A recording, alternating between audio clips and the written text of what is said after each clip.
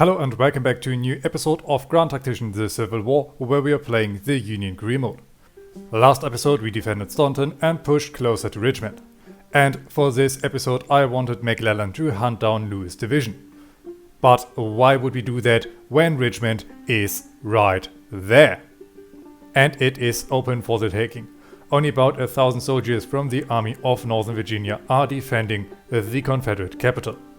The Army of Occupation is therefore ordered forward. They're going to gather here and prepare to attack the city. In the meantime, our Army of the Northwest as well as our other armies are going to push from the north with the goal of binding the Confederate forces or driving them back.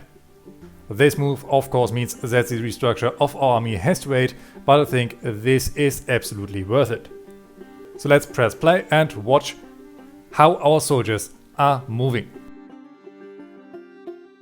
Over here we can see that the Army of the Potomac, their headquarters, has made a breakthrough, while the rest is still standing idle. Over here our reinforcements are coming up and soon we are going into battle. And as soon as these forces have arrived, they are getting ordered immediately to attack the city.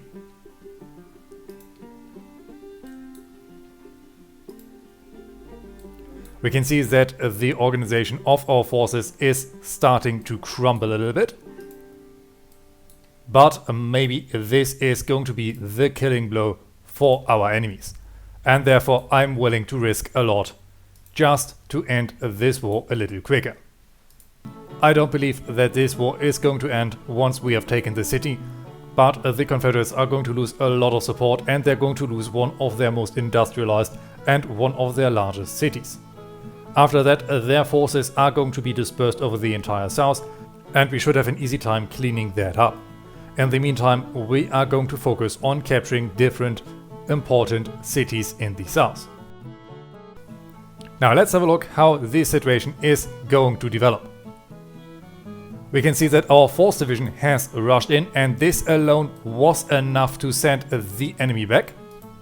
And down here the Army of Occupation is coming closer.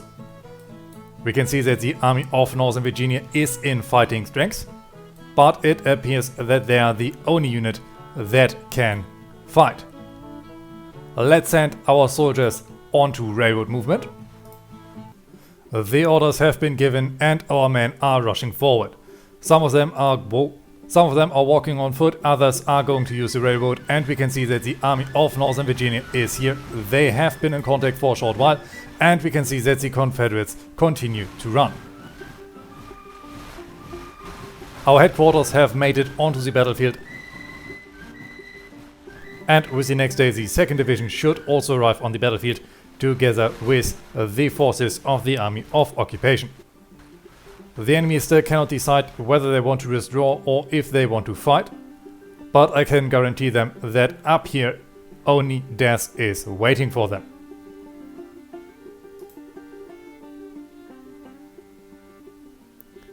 Now movement continues. We have the enemy cornered in Richmond and now they are fleeing to the south.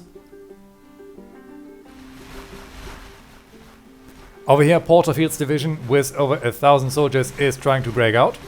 But we have the 3rd division coming up. This should hopefully be enough to drive them away. Yes, they are fleeing to the south. 2nd division.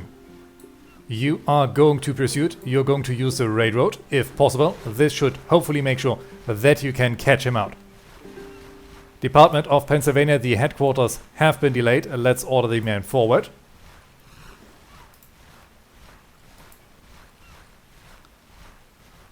And let's also send the 2nd Division in a pursuit. We are going to rush up here. We are going to use the railroad. Hopefully this is going to be enough. And we can see that over here the rest of the Confederate army was able to escape. Well, this is definitely not the momentous victory that I wanted to achieve here. But we still have a lot of option. Let's send some men forward to capture Petersburg.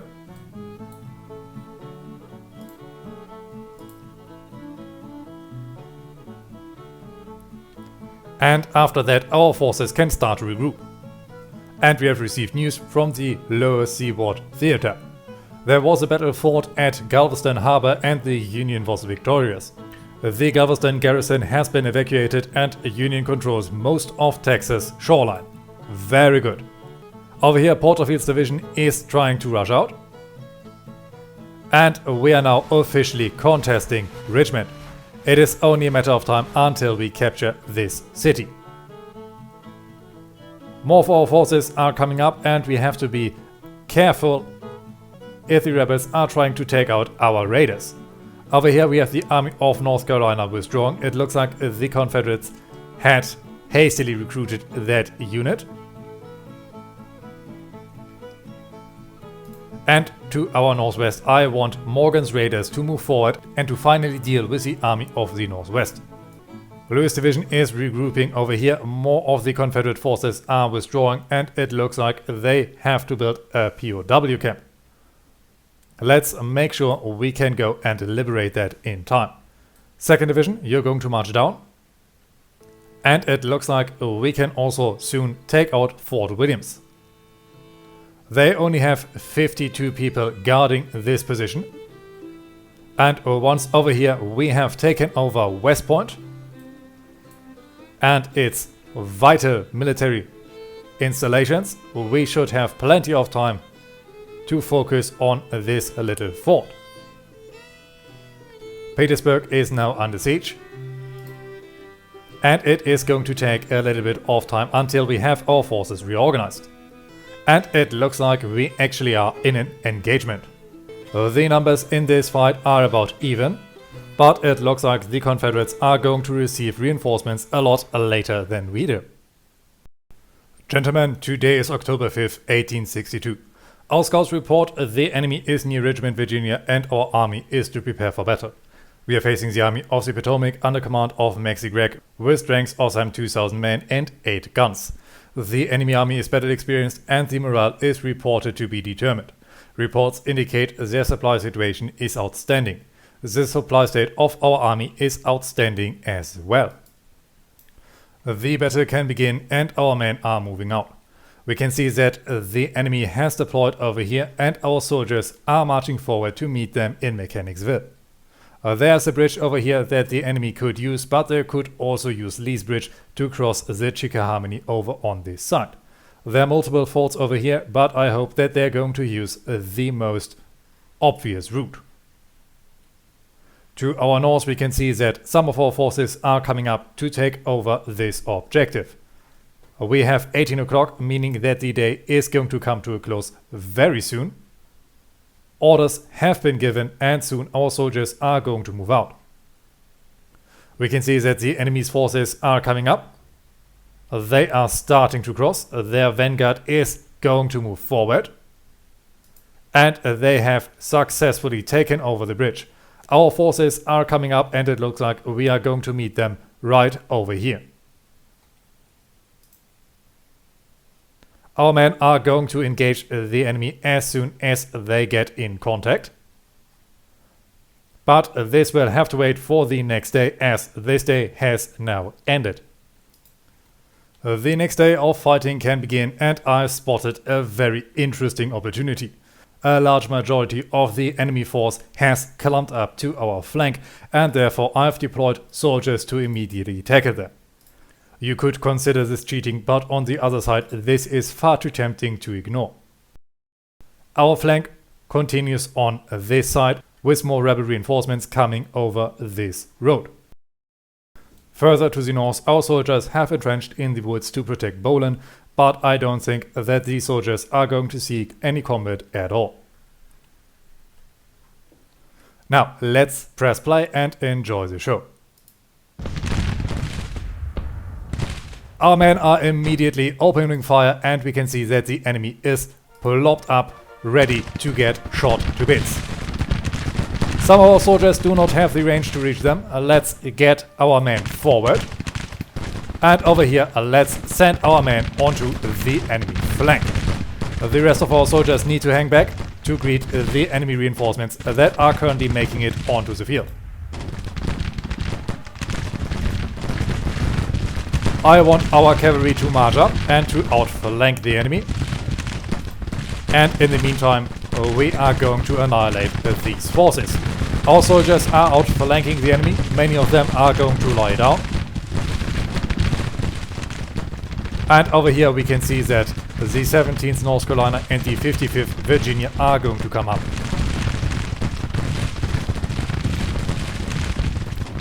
Men, dismount. You are going to need some cover. And then get forward to the enemy. We can see that the 2nd Arkansas Battery already suffered 12 casualties. Come on, men, you do not need to give them the cold steel.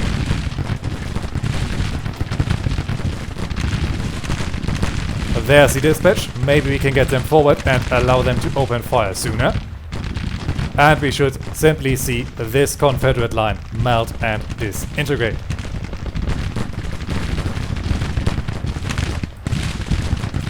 Come on, man, get up there and into contact. Stafford's detachment is still holding. They are holding back our flanking attack, but it hardly matters. Their artillery is now routed. Our cavalry is coming up and more of their forces are pulling back. Over here, the 18th Massachusetts seem to be wavering for a short while, but they are now stable again. Our men are pushing up and we are pushing this Confederate force back. It is a pretty lackluster attack that they started, and if we would have simply focused more of our forces forward, we could have outnumbered the enemy massively. But right now I want to focus on driving back the Confederates and taking over their territory so that we can soon end this bloody war. Yes, we can now see that the Confederate lines are completely disintegrating. More and more of their forces are routing. And with that, we have already achieved a minor victory. So far, we have lost 74 soldiers and the enemy suffered over 187 casualties. They have close to 4,000 soldiers on the battlefield. And we can see that their reinforcements are starting to organize. Some of their men are still stuck in the marshes. Among them is a battery from Tennessee. Very good. The more disorganized the enemy artillery gets, the better for us. Let's get our forces out of town and into the woodland. This might allow us a good flanking attack. These men need to come up. And over here I want this entire division to move forward.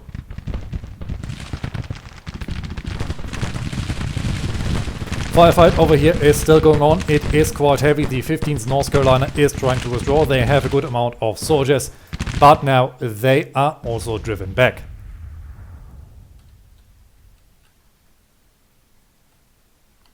I want this brigade to stay on target, while this brigade together with their artillery is going to move forward over here. Oh well, how far is the range of the artillery? Yes, the guns also need to move forward. They do not have the best of range. We can see that the 3rd North Carolina is over here. They could become a danger for us. Let's order our cavalry to mount up again. And then we are going to tap them a couple times. Maybe this is going to force them to fall back. Enemy artillery fire is starting up. Our men are getting into position and we can now greet the enemy columns that are marching up to our sides. This should also allow us to flank some of them. Cavalry has mounted up. Let's hit the enemy once more. And let's send these men forward to also attack the routed units so that they have to withdraw further. I'm going to simply send some of our soldiers forward to get them into action quicker, so that we can form up on the enemy flanks. We can see that over here Hampton's Legion is falling back again. We have dealt with this unit a lot over the previous battles.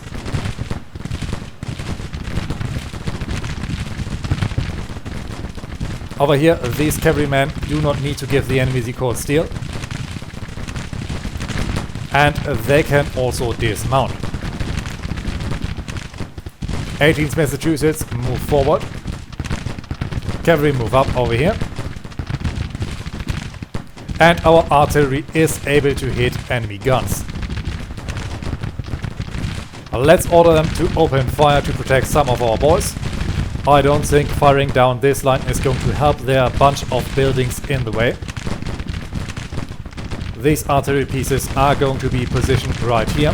Then they can start to rain down hell over on this way. Yes, our cavalry has now started to open fire. We are on the enemy flank. And we can send more of our forces forward. The 2nd Texas battery is about to be isolated. 7th Massachusetts, you're going to march into the woods. 3rd Illinois, you're going to come up over here. This is going to be a quick fight. This is hopefully not going to be a costly victory. And we should see the enemy running in no time. 4th Illinois is stable. They are wavering though. They are dealing with the majority of the enemy fire, but our support is coming up. We are outflanking the enemy. Skirmishers are coming up to hit the 18th Massachusetts. 7th Maine is coming up to support. These cavalrymen need to push up again. And the 2nd Texas battery has taken 12 casualties. Soon they will withdraw. More reinforcements are coming up, meaning that this unit might have to fall back, but let's hope they can silence the enemy guns before them.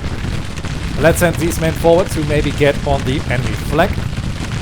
And this gun is simply going to open up on the center mass of the enemy.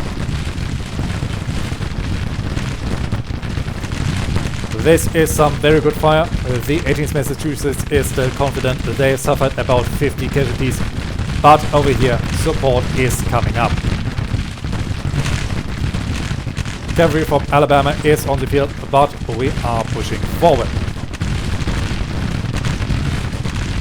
2nd Texas battery suffered 15 casualties. They have lost some of their horses, as we can see over here. 18th Maine suffered 76 casualties already. Over here, these men lost over 196 of their soldiers. They are unstable, and let's order them to fall back. We still have a unit over here that is able to pour down on the enemy. And we are still hitting their flanks. This should force them to withdraw in no time.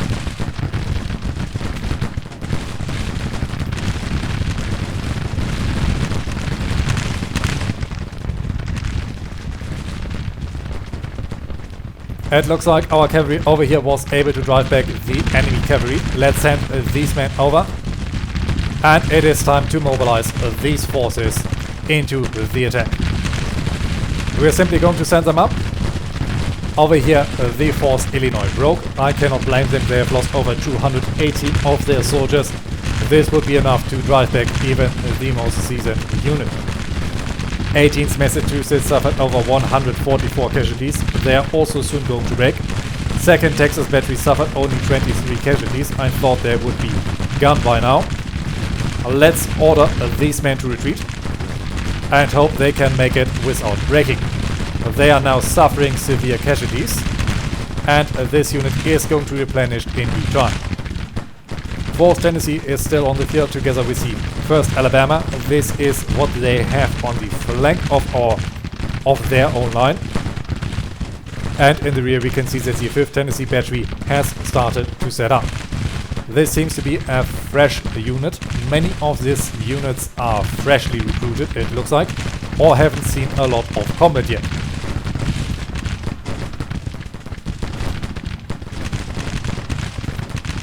Very good. Over here, more of the enemy forces are routing.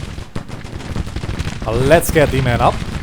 And enemy artillery detachments are starting to take over the lost guns. Hampton's Legion is coming up. They have suffered. And now we will deliver the killing blow. These men still need to withdraw further. They are still taking on fire, and these men need to focus down to not get outflanked. Wheeler's detachment has overtaken artillery, and more of our forces are coming up. Cavalry, dismount to limit your casualties and attack the 4th Tennessee. It looks like they're reforming parts of their line. Maybe they want to outflank us over here. Even if they do, we still have fresh units in reserve on our main objective. Over here we are holding remarkably well. We are pushing the enemy back further and further. These cavalrymen now need to push forward so that they can hit the enemy. Enemy cavalry is now starting to waver, and over here more of our forces are pushing up. And now we should be able to outflank the 4th Tennessee. We have lost over 580 of our soldiers, while the enemy has suffered so far 1,256 casualties. The battle is far more costly than I expected. I thought we would simply hit them and force them to run. But it looks like the rebels still have some fighting spirit in them. Still, we can recover from these casualties. Our enemy cannot. Artillery has set up down there. Let's order these guns to focus on these forces over here. We should be able to outflank their artillery detachments. Hampton's Legion is now also wavering. They are down to 100 soldiers. Let's get our remaining forces down on the enemy artillery line and make sure they are going to suffer. The divisional commander of the Army of Northern Virginia is over here. We can see that the entire army has only 806 soldiers left. And we can see that more of their forces are now starting to run. Let's close in on our enemy. How is our flank looking? Well, what looked like an attempted flanking maneuver has completely stopped. They have regrouped over here, but it doesn't look like they are able to make it through the marshland. And with a little bit of luck, cleaning out this pocket, and maybe if the artillery holding up over here is going to be enough. Yes, we have achieved a major victory. This is absolutely massive. Every unit that we defeat and every major victory that we can get is going to get the Confederacy closer to destruction. Now I want our cavalry to mount up again. And as soon as the enemy starts to withdraw, we are going to charge down the 5th Tennessee Battery. Let's get the remaining soldiers forward and hit their guns. The enemy is going to break in due time. But so far we can still focus on hitting them. Unfortunately, a pursuit through the marshland is not going to be possible. Now, let's order a charge. The enemy is now officially on the retreat. And let's hope we can get those artillery pieces before they can limber up.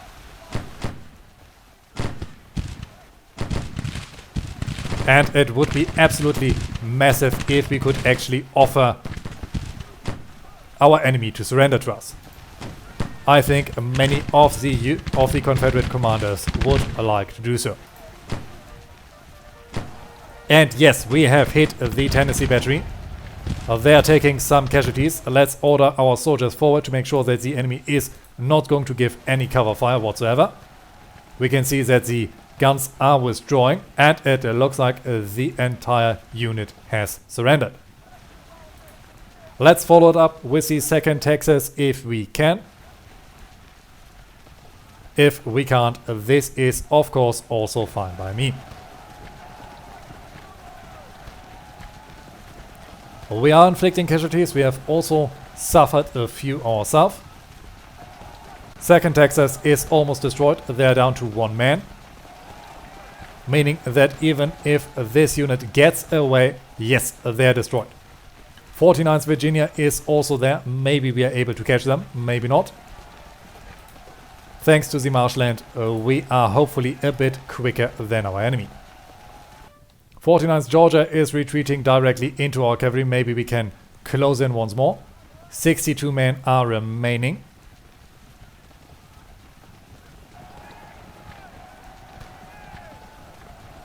And yes, we have catched them once more. There are only like 26 men still on the field. Yes, even more casualties.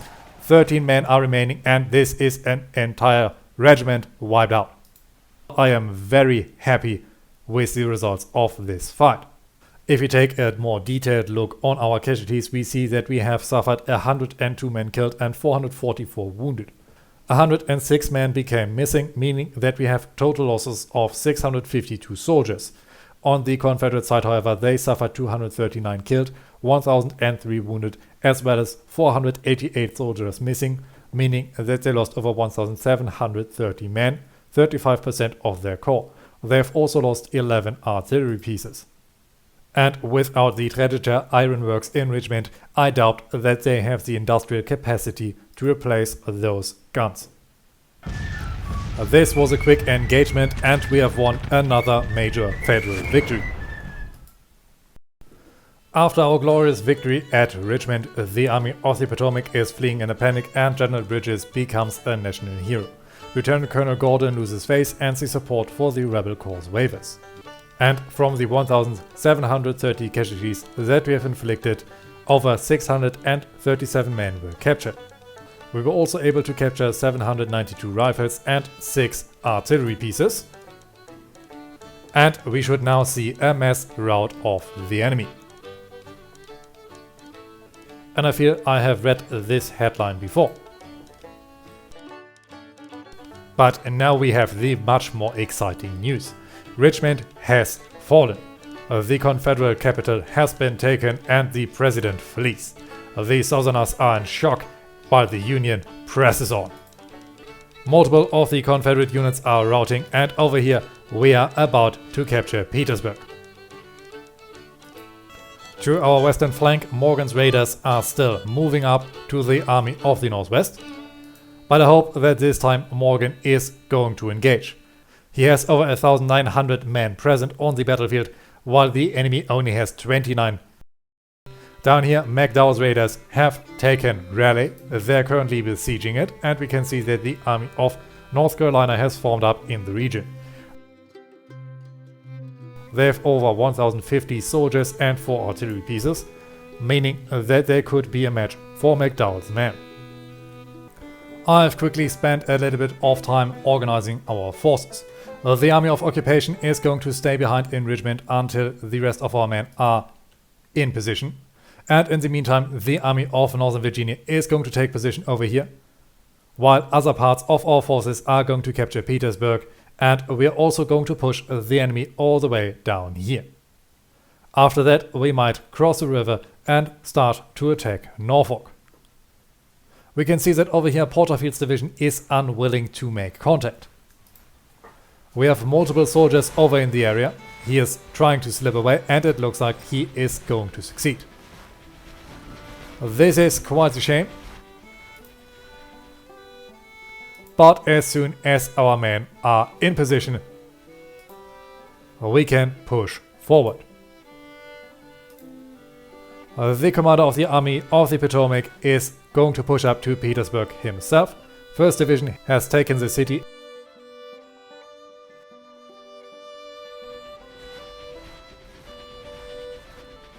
And it looks like we might struggle a little bit with supply. There was a massive supply depot in Richmond, and it looks like it is still there, if I'm not mistaken. But we might need to extend it. We can see that the Confederate armies has gathered around Amelia and alongside Maysville.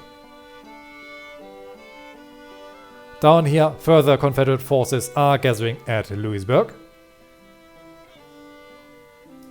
And it still takes a long time to capture cities if we do not have the absolute manpower advantage. Up north, Morgan's men are coming along. Come on, Morgan, attack. Why aren't you willing to move? Morgan is withdrawing. He is in an aggressive stance. I do not know why he is unwilling to fight. Well then, Morgan, if you are unwilling to fight, then you are going to march down to Greensboro. This should reopen our supply lines to rally, and we should have an easy way to reinforce our soldiers. In the meantime, the army of New York is getting ready. I want them to march down to Charlottesville in case that the rebels are trying to do something. And now that the army of occupation had a little bit of time to rest, we are going to order them forward. They're going to punch through this small line of Confederate units over here, while the army of Northern Virginia is going to contest the enemy in this area.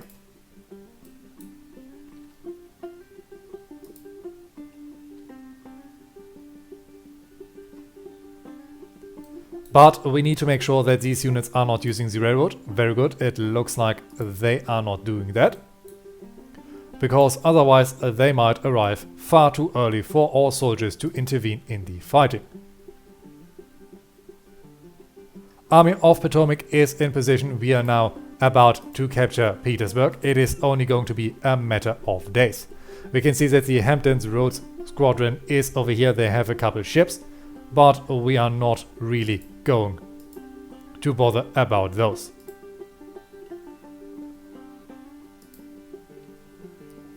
And down here we still need to wait for our 1st Division to arrive, and then we can take out Fort Williams.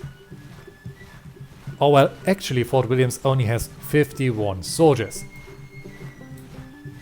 So let's send the men forward to take out this fort. This shouldn't take too long. And 1st Division is also coming up. They are going to come in to support. Let's get our soldiers moving, and we should see the rebels running once more. Yes, now it's 7 o'clock, daylight is in, our forces are moving along. 5th Division is about to make contact. We can see that the Confederates made a little bit of contact, but now they are running. And we have received news that our forces are engaging at Fort Wilson. Our men are besieging the enemy. It is going to take a little bit of time to break them. And over here we can see the Confederate forces running further. This of course endangers our forces at the end of the railroad line. But I doubt that the Confederates have any form of offensive capabilities left. And the Union government has decided to send out more diplomats. New trade deals have been proposed and weapon imports are getting discussed. The United States government does everything it can to improve European relations. And we can now start a new action in our headquarters. Once more, it is time to throw a little bit of a party.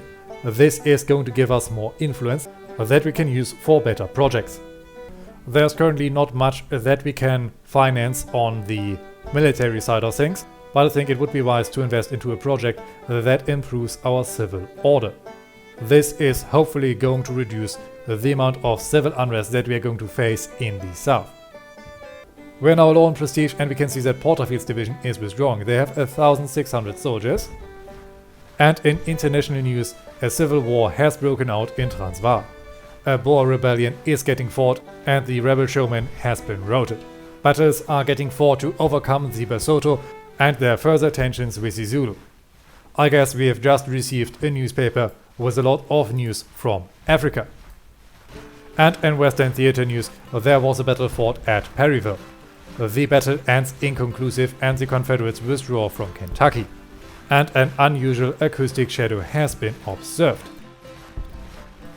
Let's get the 2nd Division forward, and we can see that only 39 men are remaining in the fort. 1st Division of the Army of Occupation and 2nd Division are still en route over here, and then we should be able to drive back these soldiers. Supply for our men is still looking good. Let's get our soldiers up once more. Over here the 1st Division is in need of rest. And before we can send more of our forces forward, McClellan is in contact. The rebels field about 8,500 infantry while we have over 19,300 at our disposal. This should be another easy battle, and I've honestly thought that the rebels would simply run. Gentlemen, today is October 9th, 1862. Our scouts report that the enemy is near Maysville, Virginia, and our army is to prepare for battle. We are facing the army of Shenandoah under command of Thomas Jackson with an unknown strength of men and artillery. The enemy army is green and morale is reported to be broken. Reports indicate their supply situation is outstanding. The supply state of our army is outstanding as well. And we can see that the enemy has taken defensive positions at Clover Hill. The battle can begin, and all we can do effectively right now is to march up alongside the Prince Edward Courthouse Road, and after that we could approach the enemy through Appomattox, and we could also try to outflank our enemy over this road or over this street. This would make sure that we get behind the enemy lines and that we are not getting stopped by this little creek. Enemy forces are trying to get into the trenches, but the enemy so far only has 2,800 soldiers while we have over 8,000. It is going to be hard for them to cover even this small trench line. It is going to take a long time for our soldiers to arrive, and I honestly don't think that we're going to get in contact with the enemy today. Our men are moving along and they are soon going to reach their target. At least our cavalry scouts are going to do so. The rest of our forces are still moving up. They are getting bottlenecked by the terrain. The next day of fighting can begin, and we have moved our forces into Appomattox itself. We can see that the enemy has pulled back some of their forces, meaning that their trench line is right now to a large part unguarded. Still, my battle plan stands. We have the option to get over this empty terrain onto the enemy flank. They have pulled back an entire brigade to cover this section, and they also have some reserves over here. But still, massive parts of their infantry are focused to the north. Meaning that we could focus 1 or 2 brigades to attack the enemy over here through the woodlands, while the majority of our forces is going to break off this resistance. Everything they have in their center will be dealt with alongside the way. Let's get the men moving and hope that we can deal another killing blow to our enemies. The men are getting into position, and I am now ordering McClellan to not use roads. I hope that this is going to mean that all of our commanders are not going to do so. Yes, it looks like this works as intended. Very good. This way we can move over a broad front line without having to worry our soldiers breaking off. It looks like our 1st Brigade has suffered some casualties from counter-battery fire, or a couple of our soldiers have decided to slip away during the night. Because so far I can't see the enemy shooting back. We have the 4th Tennessee Battery over here. And while we are advancing, I want our guns to focus on counter-battery fire. And now it is time to send this entire brigade forward.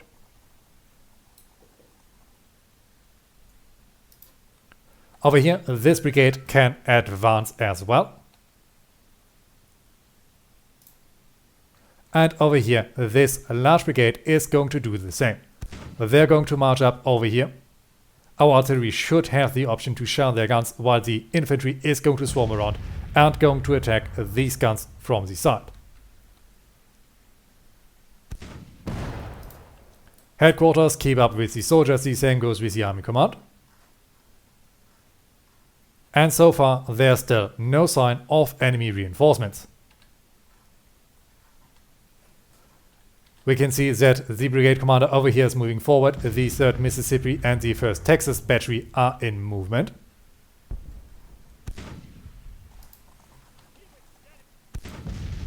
And it is time to send our infantry up. We're going to send them to the waterline first. This should give them a little bit of cover. Our artillery is shelling the enemy, and we will need to micromanage all of our infantry, as our artillery should not be broken off. Over here, our guns can now open up if they can reach the enemy, and we are going to send out skirmishers from our infantry for the first contact. But the rest of our infantry line is going to follow afterwards. This will hopefully mitigate some of the damage that we are sustaining.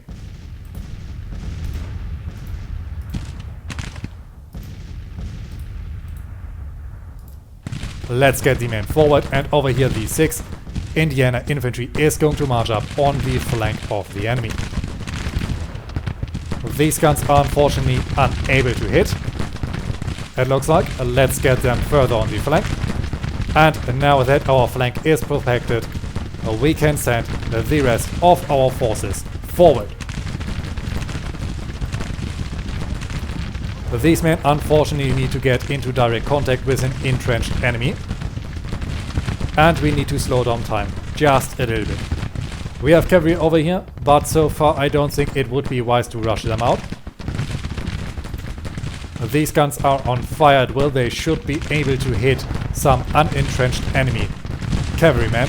These guns can still focus on the force tendency if they're able to hit.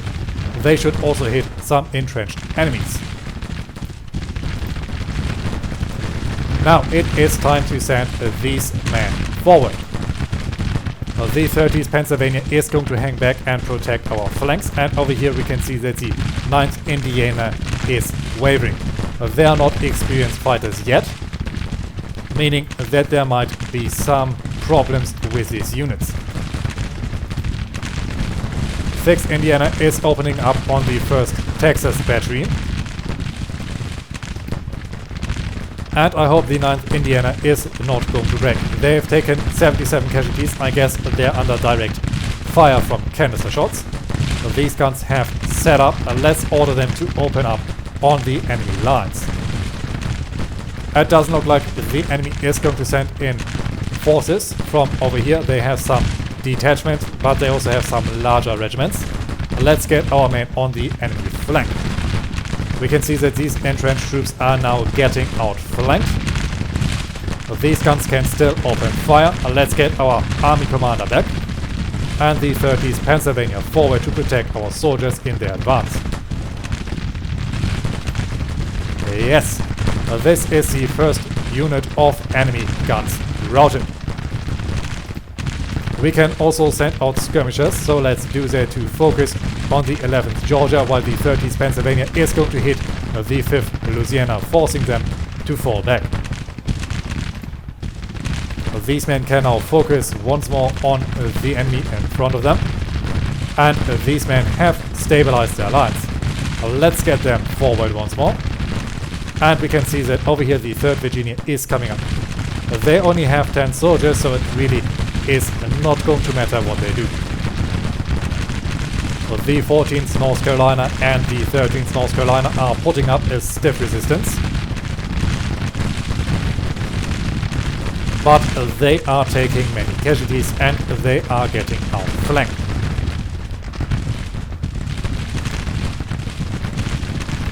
Very good, our men are opening fire.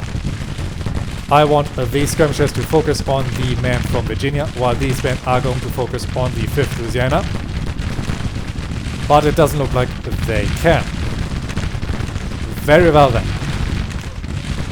Let's order them around. The 32nd Virginia is coming up anyway. Cavalry, dismount, and do not give the enemy the cold steel. The 7th over here also needs to move forward further. Our artillery line is still able to hit the enemy. Once these men are getting into range, they might have to shift their targets. These men are still putting up a heavy fight, and the US units have arrived. But I do not know from where they are advancing. As soon as I read the name Ewell, I thought it would be the Confederate general, but it is our own reinforcements. Very good, it is our 2nd division that can now be ordered forward. Over here we continue to shell down the enemy, and we are driving them back slowly but surely. 5th Louisiana is now falling back, meaning that enemy artillery is unprotected. 1st Texas battery has suffered already 11 casualties. Let's do what we can to destroy and silence these guns.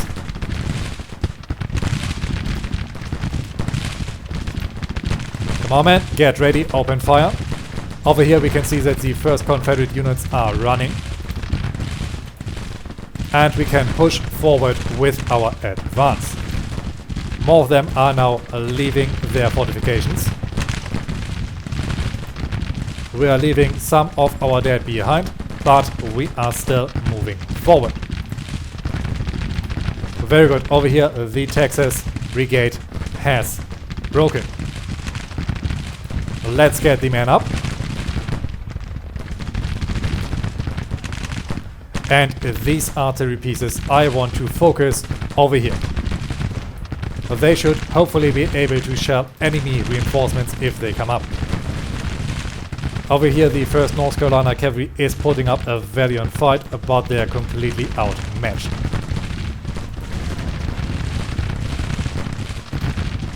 Our guns are still shelling the enemy. Very good for us that we can still hit him. The 4th Tennessee Battery has taken a couple casualties, but so far they have not really suffered greatly. They've only lost 2 men, still they are wavering. These brave cavalrymen have suffered over 69%, have suffered over 69 men and are still standing strong. These cavalrymen need to close in on the enemy, otherwise they will get hit without having the option to shoot back. And it looks like we are able to break this regiment as well. 7th Indiana, I want you to push over the river. This detachment can also come up. We need to make sure that our soldiers are not getting outflanked. And our artillery has started to open up on this section. I have accidentally sent forward an infantry detachment to take over enemy guns.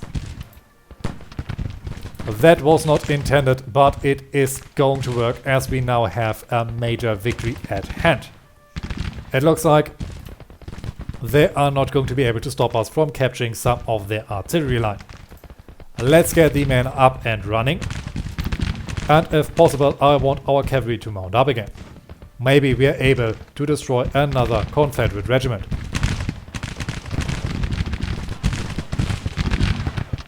Over here the 9th Virginia and the 1st Louisiana are still putting up a valiant fight, but their morale is also going to break.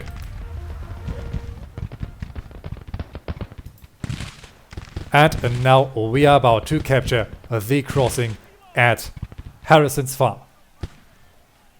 6th Georgia is still on the field, but now they have routed. 3rd Arkansas Battery is back there. Let's order our cavalry forward to take it. And hope that the men from Georgia are not going to stop us. Well, our men decide to charge directly through them. Let's see how this is going to work. We should have center mass to drive these soldiers back. Enemy cavalry, enemy artillery is routed. The 6th Georgia is falling back. They've only suffered 16 casualties so far. But now their casualties are going to rise up. But still, I want to focus on the enemy guns. We still have soldiers over here who can open fire on the men from Georgia. In the Battle of Maysville, we have achieved another minor Federal victory. The Confederates have lost over 1,000 men in total, almost a quarter of their force. And on our own side, we only suffered 374 casualties. After our victory at Maysville, the army of Shenandoah is fleeing in a panic. Lieutenant Colonel Bryce loses face and Lieutenant Colonel Maker loses face as well. The support for the rebel cause wavers. And from the 1074 casualties that we have inflicted, 125 men were killed and 464 men were captured. We ourselves only suffered 70 killed and 81 missing, the rest have been wounded. Last but not least, we captured 552 rifles and 4 artillery pieces from the battlefield. And we should now see these forces falling back once more. And we are once more getting the newspaper articles that we had before. 3rd Division is coming up a lot closer than the rest of our forces, but these men are of course also going to advance. Let's get our men up and running, and we can see that more of the Confederates are starting to run away. And even though we greatly outnumber our enemy and no one has suffered casualties, we have withdrawn from Fort Wilson. This is something that we will definitely have a look at after we have admired this mass rout of Confederate forces. They are fleeing down to Dannyville, meaning that our men over here are in danger, but we are soon going to send reinforcements. Lewis Division is still there, let's hunt them off this place, and over here the 1st Division also needs to move forward.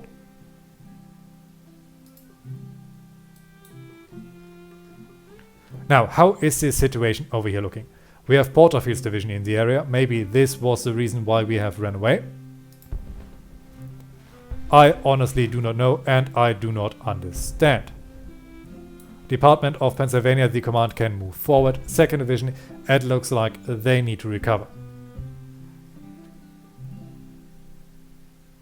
And we can see that more of the Confederate forces are withdrawing.